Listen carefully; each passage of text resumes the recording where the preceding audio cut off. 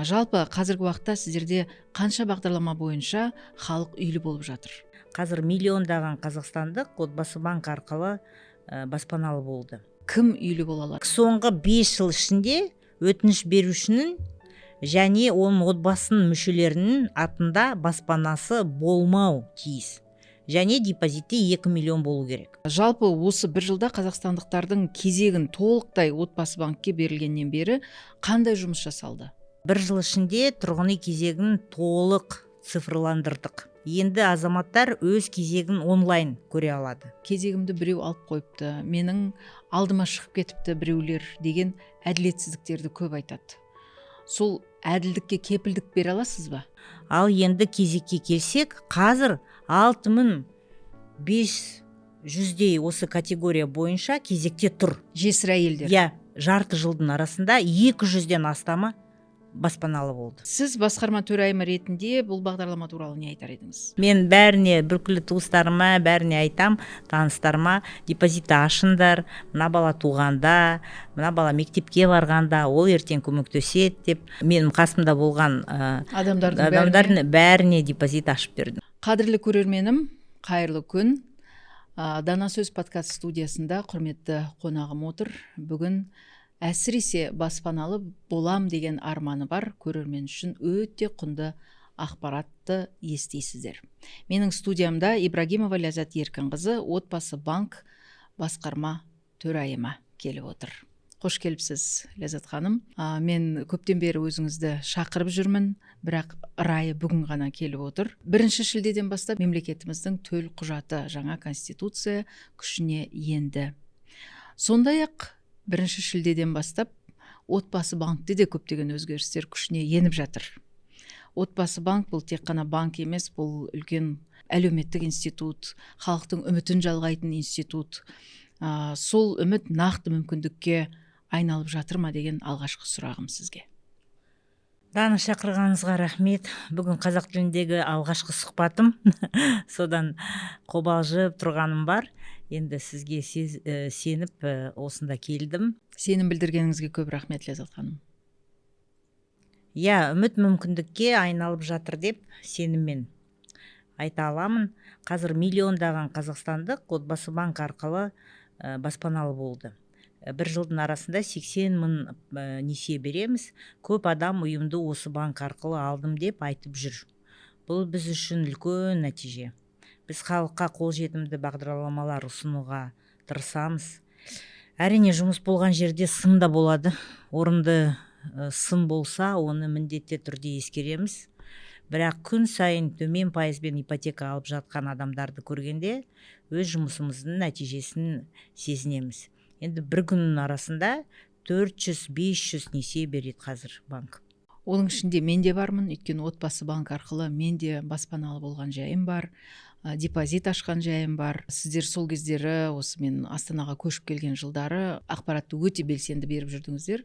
Соны тыңдап жүріп, мен бірнеше депозит ашқан едім, отбасылық пакет. Соның арқасында менің анам да үйлі, өзім де баспаналы болған жайым бар. Көп рахмет сол жұмыстарыңыз үшін. Банкте бағдарламалар өте көп. Оны мен де жақсы білем. Осы бағдарламалардың атауларынан халықта жаңылысып жатады. Жалпы қазіргі уақытта сіздерде қанша бағдарлама бойынша халық үйлі болып жатыр? Қазақ халқында 7 саны қасиетті саналады ғой. Біз де белгілі бір деңгейде осы позицияны ұстанымыз. Отбасы банкте баспана ал санын артыруға бағытталған 7 негізгі бағдарлама бар. 7 қазына дейікші. Енді атап айтқанда, тұрғын үй кезегінде тұрған азаматтарға арналған, ол бөлек 2-10-20 және 5-10-20 жеңіл ипотекалар. Онда көп ұжымдарды бар. Наурыз бағдарламасы ол енді екінші бағыты. Стандартты 50-50 тұрғын үй заемы, оны кісілер өздері жинап, екінші нарықтан, бірінші нарықтан сатып алатын, ол бөлек бағдарлама. Ұмай және әйелдерге арналған ипотека, сосын қазір жасыл ипотека бағытты шығардық. Өңірлік жастар бағдарламалары, оны біз жастарға акиматтармен бірге жасап жатырмыз. Енді 7-ші сондай қазір биыл іске қосуды жоспарлап отырған ислам ипотекасы болады. Сол 7-ші бағдарлама болады. Әр бағдарламаның өз аудиториясы мен талаптары бар. Мысалы Наурыз бағдарламасының ішінде біз әскери қызметкерлерге, жұмысшы мамандықтарға және басқа да санаттарға арналған бағыттар қарастырылып отырады. Енді біздің мақсатымыз тұрғын үй мәселесін шешудің бір ғана емес, бірнеше жолын ұсыну. Сондықтан 18 жастан бастап, егде жасқа дейінгі азаматтар өз мүмкіндігі мен жағдайына сәйкес бағдарламаны таңдап баспаналы бола алады. Яғни отбасы банкте әр түрлі әлеуметтік топтар мен айлығы әр түрлі деңгейдегі азаматтарды тұрғын үймен қамту үшін әр түрлі механизмдер жұмыс істеп тұр. Қалтасына қарай. Қалтасына қарай. Біреу 2-10-20 акиматтан конкурстан өтем деп 1 жыл, 2 жыл тосып отырады. Біреу Наурыз бағдарламаға тапсырады. Екінші, үшінші үй алған азаматтар, олар 50 мен 50 де бағдарлама бойынша жинап алып, өздері сатып алады. Қалтасына қарай деп айтып жатырмыз ғой. Сіздерде сондай-ақ қолжетімді баспана деген сөз жиі айтылады. Бірақ қолжетімділік қағаздағы пайызбен емес, отбасының ай сайынғы төлемді көтеруіне қарай қаралу керек қой, солай емес пе? Осы тұрғыда отбасы банк халыққа не ұсынып отыр? Әр отбасының бюджетіне қарай. Қазір тұрғын үй саясаты азаматтардың әлеуметтік жағдайы мен табыс деңгейі ескере отырып жүзеге асырылады. Мысалы, сатып алу құқығымен берілетін жалдамалы тұрғын үй бағдарламасын алайық, ол жерде бастапқы жарна талап етілмейді. Сондықтан оған қызығушылық өте жоғары.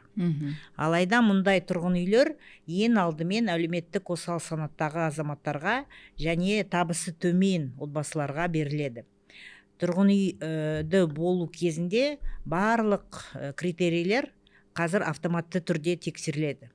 Азаматтарға арнайы өтініш беріп, жерге барудың қажеті жоқ. Олар бізге өтінішті жібереді онлайнмен. Отбасы банк деректерді өзі талдап, талаптарға сай келетін азаматтарға SMS жібереді, немесе хабарласады. Телефонмен хабарласамыз. Цифрландырудың бір жақсы жері сол ғой. Егер азаматтың табысы жалдамалы тұрғын үйге қойылатын талаптан жоғары болса, ондай да болады. Онда оған 2-10-20 және 5-10-20 сияқты ипотекаларды береміз. Бұл бағдарламаларда бастапқы жарна 10%-дан басталады және тұрғын үй құны нарықтағы бағамен салыстырғанда қолжетімді. Мына Ұлттық даму институты болғандарыңызға 1 жыл толды. Жалпы осы 1 жылда қазақстандықтардың кезегін толықтай отбасы банкке берілгеннен бері қандай жұмыс жасалды? Бүкіл кезек сіздің қолыңызда, цифрландырылған бүкіл мәлімет. Ұлттық даму институты мәртебесін алғанымызға 1 жыл болды. Осы уақыт ішінде тұрғын үй кезегін жүргізу жүйесінде ауқымды өзгерістер жүзеге асырылды. 1 жыл ішінде тұрғын үй кезегін толық цифрландырдық. Барлық кезек қазір Өркен отбасы кезет порталына көшірілді. Енді азаматтар өз кезегін онлайн көре алады. Ешқайда бару керек жоқ. Екіншіден, біз ауқымды инвентаризация жүргіздік. Инвентаризация бойынша біз қандай отбасыларда қандай табысы бар бәрін қарап шықтық. Бұл жұмыс оңай болған жоқ. Бізге берілген көптеген деректер ескірген болып шықты. Қайта тексердіңіз, бәрін көтеріп.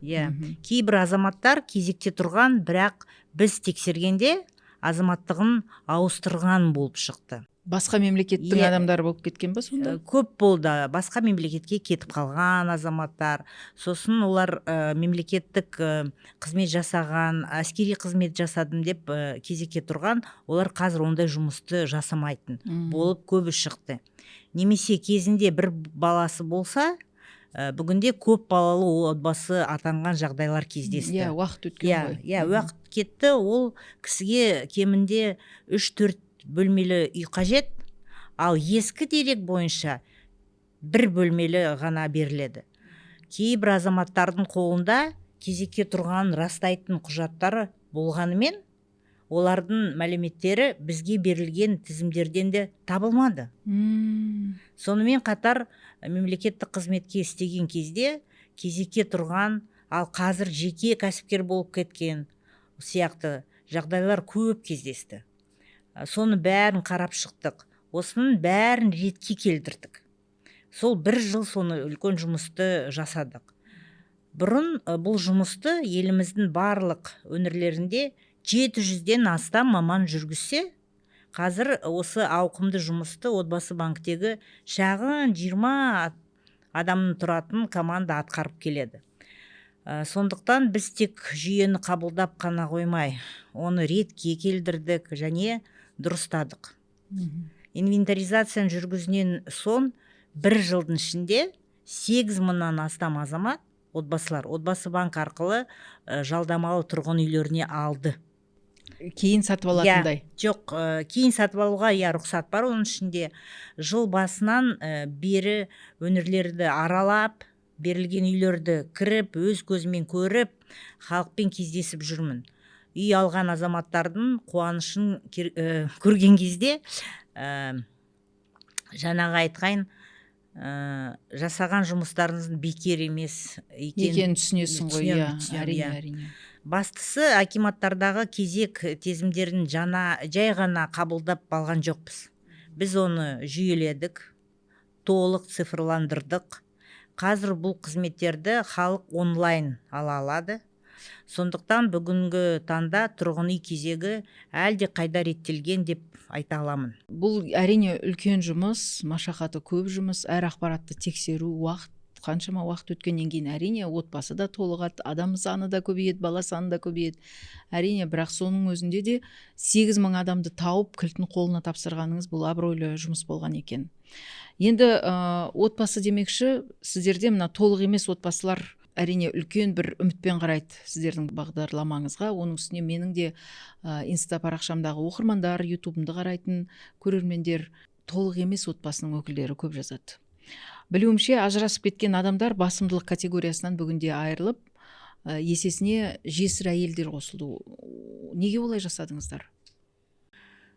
Енді кезекке тұру үшін формалды түрде ажырасқандарды көбейді. Үй алу үшін ажырасқандар болды ғой. Ол бәрімізге мәлім. Мысалы, заң жүзінде ажырасып, бірақ іс жүзінде бірге тұрып жатқандар туралы қоғамда жиі сөз болды. Талқыланды ол тақырып. Енді бізден сұрайды бәрі, не үшін жесірлер санатын енгіздік кезекке, арнайы? Қоғамда үрдіс бар, жолдасы қайтыс болған адамға қиын, бала шағамен жалғыз қалады, ары қарай өмір сүру керек. Ал әйелі мен күйеуі ажырасып бірге тұрмаса да, екеуі де жұмыс істей алады. Балалары екі жақтан өсіре алады ғой. Ажырасқан отбасы болса да, бала ортақ, сондықтан екеуі екі жақтап баланы өсіреді. Дұрыс айтып отырсыз. Ал жесірдің әңгімесі бөлек дейсіз ғой. Бір күні Адал Аққу қоғамдық қорының басшысы бар, Қарлығаш Байжанова деген. Ол келіп, ажырасқан адам кез келген уақытта барып, міне, мынау сен балаларын көмектес деп айта алады. Ал қайтыс болған адам кімге барады деп. Маған сұрақ қойды, мәжілісте сол сұрақ қойды. Тасқа барып айтады ма? Сондай, бұл сөздің жаны бар. Негізі осындай асыраушысынан айырылған азаматтарды қолдауға бағытталған әлеуметтік шешім керек болды. Ал енді кезекке келсек, қазір 6500-дей осы категория бойынша кезекте тұр. Жесір әйелдер. Арнайып, өздерінің категориясы бар, оларды біз бөлек санаймыз. Ал оның жарты жылдың арасында 200-ден астамы баспаналы болды. Осы бір жылдың ішінде? Тасқа барып айтама деген сөз расында да сүйегінен өтетін сөз екен. Шын ғой, төрт көзі түгел, ажырасса да төрт көзі түгел екі жақта жүрген атана бәрібір екі жақтап баланы өсіреді. Ал жесірдің жөні бөлек. Және жетім көрсең жебеп жүр, желей жүр дейді. Бұл жерде жесірге де сіздің көзқарасыңызды өзгертіп, арнайы бағдарлама қабылдағандарыңыз бұл өте құптарлық іс екен. Ләззат Еркінқызы, енді мына үй кезегінде тұрған адамдар кейде кезегімді біреу алып қойыпты, менің алдыма шығып кетіпті біреулер деген әділетсіздіктерді көп айтады.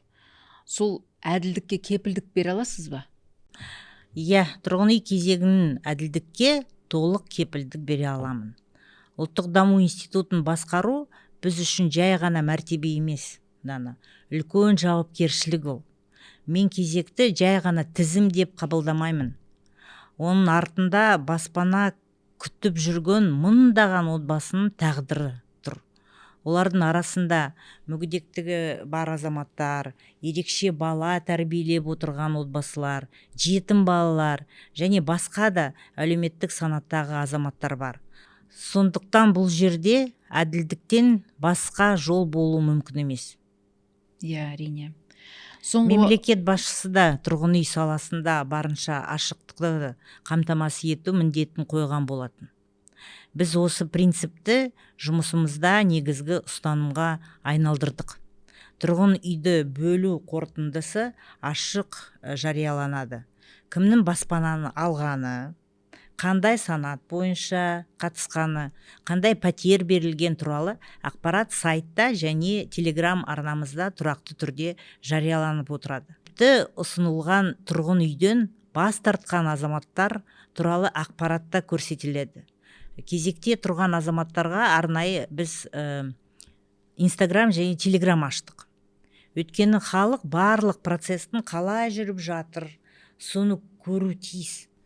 Аз ғана уақыт ішінде Инстаграмда 80 мың оқырманымыз бар. 3 ай болды сол каналға. Ал Телеграмда 40 мыңға жуық азамат тіркелген. Сіздер де тіркеліп алыңыздар. Кім бізді подкастты қарап отыр, соларды шақырамыз. Инстаграмда, Телеграмда Өркен отбасы банк KZ деп аталады. Біз үнемі халыққа түсінікті тілде ақпарат береміз. Қай қалада конкурс болып жатқанын хабарлап отырамыз. Ал тағы бір бөліскім келетін қуанышты жаңалық, ол Өркен порталының мобильді қосымшада болу. Осы жылдың арасында қазір енді бәріміз смартфон ұстаймыз ғой. Бізге келген клиенттер айтып жатады. Бізде ноутбук жоқ, планшет жоқ деп. Сондықтан отбасы банктың командасы қазір осы порталдағы барлық ақпаратты мобильді қосымшаға да аударып жатырмыз. Олай болса бүкіл ақпарат қалтаңызда, қадірлі оқырманым, көрерменім. Банкке келетін адамдарға арнайы компьютерлер қойдық біз қазір. Бірақ ауыл аймақта тұратын адамдар сол ноутбук үшін жолға шығып, уақыт кетірмесін деп біз мобильді қосымшаны әзірлеп жатырмыз қазір. Тамаша. Олай болса, қазір мен осы жерде көрсетем, отбасы банктың телеграм арнасына, инстаграм парақшасына және қосымшаны қалай жүктеп аласыз. Осы ақпараттың барлығы осы жерде жүреді. Қадірлі көрермен, сұхбатымызды одан әрі жалғастырайық. Соңғы уақытта үлкен сұранысқа ие бағдарламалардың бірі бұл Наурыз бағдарламасы. Сондықтан осы жерде сіз бұл бағдарлама арқылы кім үйлі бола алады, соны айтып берсеңіз. Наурыз бағдарламасы халық арасында ең сұранысқа ие ипотека біріне айналды. Биыл біз бағдарламаны соңғы 3 жылда 4-ші рет өткіздік. Наурыз айында болады. Соңғы іріктеудің нәтижесінде 16 мыңға жуық азамат өтті. Халық күтеді, ол бағдарламаны дайындалады. Бағдарламаның танымал болуының бірнеше себебі бар. Біріншіден, бастапқы жарна 10%-дан басталады. 10%-дан басталған несиелер ол чистовоймен берілетін үйлер. Екіншіден, несие шарттары қолжетімді. Үшіншіден, біз 35 жасқа дейінгі жастарға қосымша бал береміз. Бала үшін соның нәтижесінде бағдарламаға қатысып жолдама алғандардың арасында жастардың үлесі жоғары. 70% ол жастар. Наурызға тұрғын үй кезегінде тұрған азаматтар да, кезекте тұрмаған да азаматтар да қатыса алады. Бәріне, жалпы бәріне. Тек соңғы 5 жыл ішінде өтініш берушінің және оның отбасының мүшелерінің атында баспанасы болмау тиіс. Және депозиті 2 миллион болу керек. Осы Наурыз бағдарламасына кез келген адам қатыса алады. Бастапқы қалтаңыздағы ақша 2 миллионнан төмен болмау керек. Және депозитте. Оған дейін сізде үй болмау керек. Ең басты шарт. Наурыз ең алдымен баспананы өз күшімен алуға дайын азаматтарға арналған. Олар мыңнан 200 мыңнан салып 2 миллион теңгеге жолға шығып, соны бірінші нәтижесін көрсеткенде біздің бағдарламаға өтінішті тапсырады. Сол себепті жинағы болу шарт және төлемі қабілетін растау қажет. Бізді көріп отырған азаматтарға қазір түсінікті болу үшін айта кетейін, мысалы 26 миллион теңгенің үйін алсаңыз, ай сайын шамамен 290 мың теңге төлейсіз. Төлем мерзімі 12 жыл болады. Ең бастысы, наурыз бір реттік жоба емес. Бұл бағдарлама 8 жыл бойы жұмыс істейді. 8 жыл бойы наурыз айында. Наурыз айында. Сондықтан жылына бір рет. Жылында бір рет. Сондықтан өтпеген азаматтар келесі жолда қатыса алады.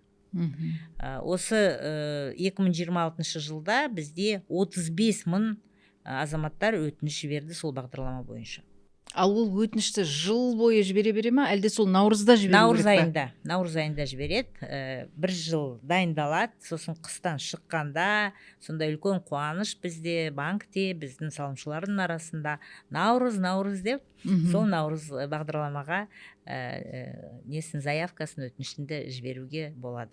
Бір жыл бойы 2 миллион теңгені жинайсыз. Сіздің басыңызда үй болмайды ол кезде, бірақ наурыз келген күні, банк есігін ашқан күні барлық құжатты 2 миллионыңызды көрсетуге дайын отырыңыздар дейсіз ғой. Жақсы. Келесі бір бағдарлама 50-де 50 дейді халық, бұл стандартты бағдарлама. Бір айтады, бұл ипотекадан артық жоқ дейді. Біреулер керісінше одан кемшілік тауып жатады, ақшаның үстіне де пайызы қосылады дейді. Сіз басқарма төрайымы ретінде бұл бағдарлама туралы не айтар едіңіз? 50-де 50 бағдарламасы туралы әртүрлі пікір айтылады. Жаңағыдай. Енді бұл жерде бағдарламаның басты талабын түсіну қажет. Басты артықшылығы адамға үлкен қарыз жүктемесін алмай-ақ баспана болуға мүмкіндік беру. Егер азамат тұрғын үй бағасын 50% жинаса, қалған 50%-на ғана несие алады. Соның арқасында ай сайынғы төлем де төмен болады, артық төлем де азаяды. Кейде азаматтар өз ақшама да пайыз төлеймін деп айтып жатады. Біз оны Инстаграмда, ТикТокта бәріне көреміз.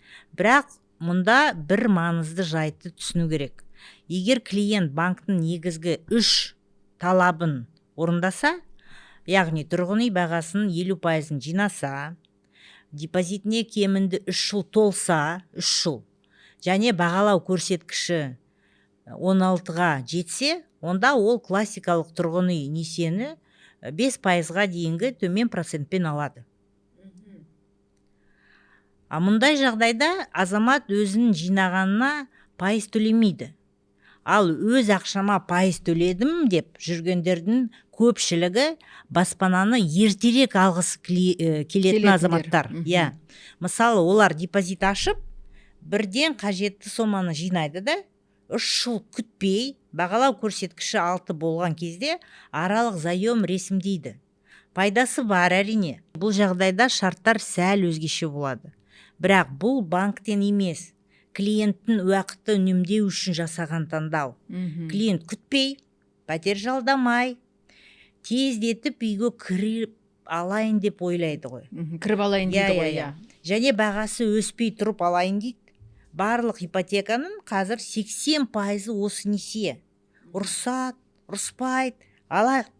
Жалпы егер азаматтың мүмкіндігі болып тұрғын үй құнын 50% жинай алса, ең басты сол 50% жинау. Депозит ашқанына 3 жыл болса, бұл ең тиімді ипотеканың бірі. Себебі қарыз көлемі азаяды, ай сайынғы төлем жеңілдейді, және несие бойынша жалпы шығын да төмен болады. Тағы бір бөліскім келетін жастардың қаржылық сауаты туралы.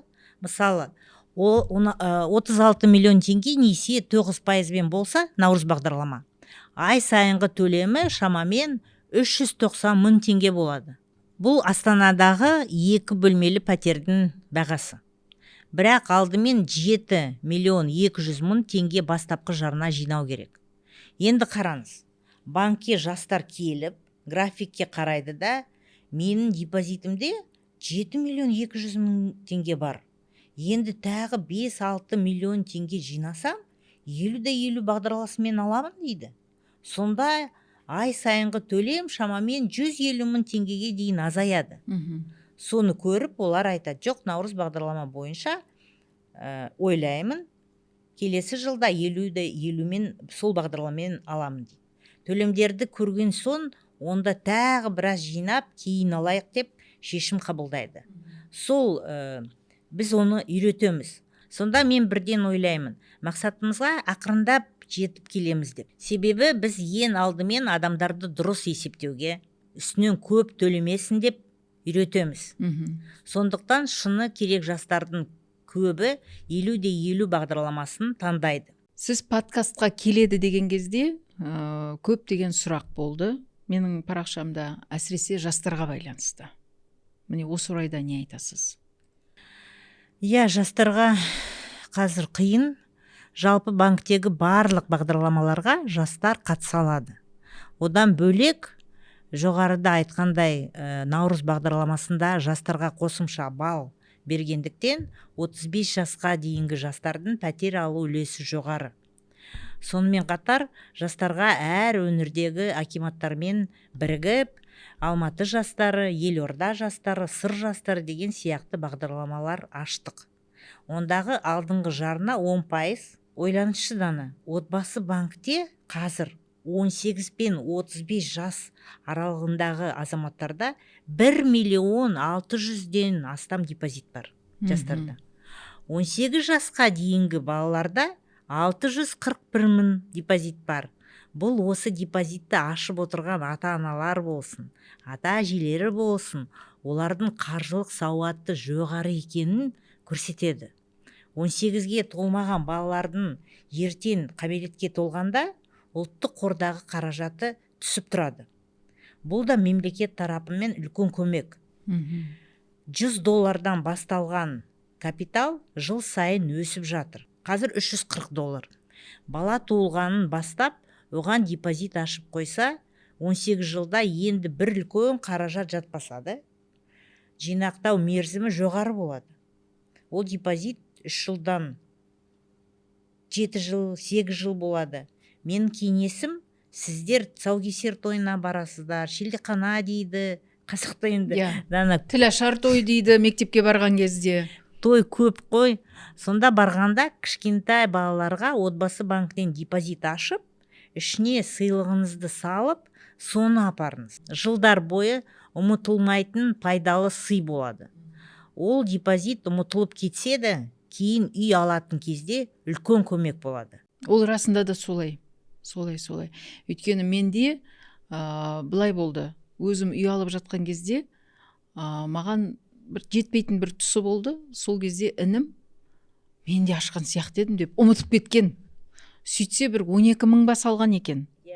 Сол жерде сол депозит маған көмектесті. Сіз соны қосып мен сол үйге жеттім. Сондықтан бұл өте жақсы, дұрыс, орынды кеңес. Отбасы банктың төрайымы ретінде жұмысты көп істейсіз. Көп бағдарламалар жасап жатырсыз мінекей. Ал үйде өзіңіздің отбасыңызда сізді қолдайтын азаматтар не дейді мынандай жұмыс бастылығыңызға? Мен 21 жасымда тұрмысқа шықтым. Ол кезде жолдасым екеуміз де студент едік. Қарапайым студенттік отбасын бастадық. Енді жас отбасы болдық. Жолдасым 10 ағайынды, үйдің кенжесі, 9-шы. Сондықтан үлкен әулетке келін болып түстім. 4 қайынапам бар, 4 қайнағам бар. Менің бір сөзім бар, айта берем ол сөзді. Бірлік болса, тірлік болады деп. Мен өзім оқығанда университетті қызыл дипломмен бітірдім. Сосын диссертация жаздым. Диссертация жазғанда енем күшті көмектесті. Мен енемге айттым, осылай осы диссертацияны 3 жылдың арасында қорғасам, ертең доцент болам, профессор болам деп. Ол оған өзі мектептің директоры болғаннан айтады, қызым, мен саған көмектесем, бірге жазамыз, бізге қорғаймыз деп.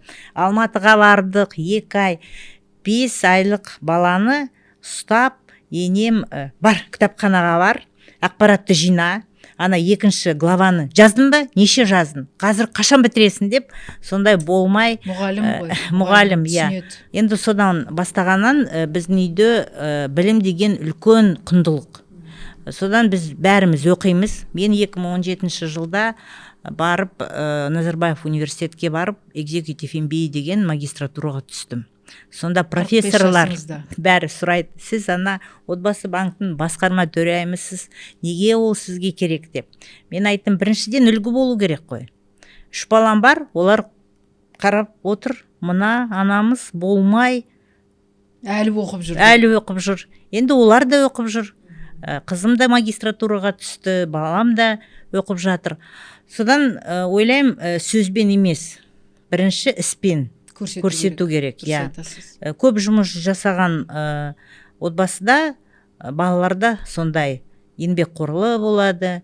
Ертең олар да үлкен азамат болып деп сенемін. Бірінші сөз емес, бірінші сол іспен дәлелдеу керек. Ал мына той-томалаққа барам дейсіз. Той-томалақта депозитке салатын алғашқы жарнан алып баратын шығарсыз. Иә, ондай болады. Мен бәріне, бүкіл туыстарыма, бәріне айтам, таныстарыма, депозитті ашыңдар, мына бала туғанда, мына бала мектепке барғанда, ол ертең көмектеседі деп. Содан сол ақпаратты жинап, бәріне, кім менің қасымда болған адамдардың бәріне депозит ашып бердім. Рахмет, Ләззат Еркінқызы, бұл өте құнды ақпарат болды. Бүгінгі сұхбатыңыз ерекше болды деп есептеймін. Ерекшелігі сол, сіз көп жағдайда орыс тілінде беріп жататыныңызды білемін. Бірақ бүгін дәл маған сенім артып, Дана сөзге, подкастқа Дана өзіңе келемін деп, 1 жылдың ішінде тағы да үлгілі оқушы сияқты қазақ тіліңізді ұстартып, арнайы маған келіп отырғаныңызға көп рахмет айтамын. Рахмет. Қадірлі көрермен, отбасы банкі сіздерге айтатын кеңесі, қашанда қаржылық сауаттылықты арта беріңіздер, және тек қана сый-сияпат емес, ең бастысы баланың шын болашағына керекті біліміне, баспаналы болуына керекті алғашқы жарналарыңыздың ең болмаса бір үлесін салуға тырысыңыздар. Бүгінше осы, аман есен болыңыздар. Комментарий мен лайк сізден, ал еңбек ету, ақпарат жеткізу бізден. Аман сау болыңыздар.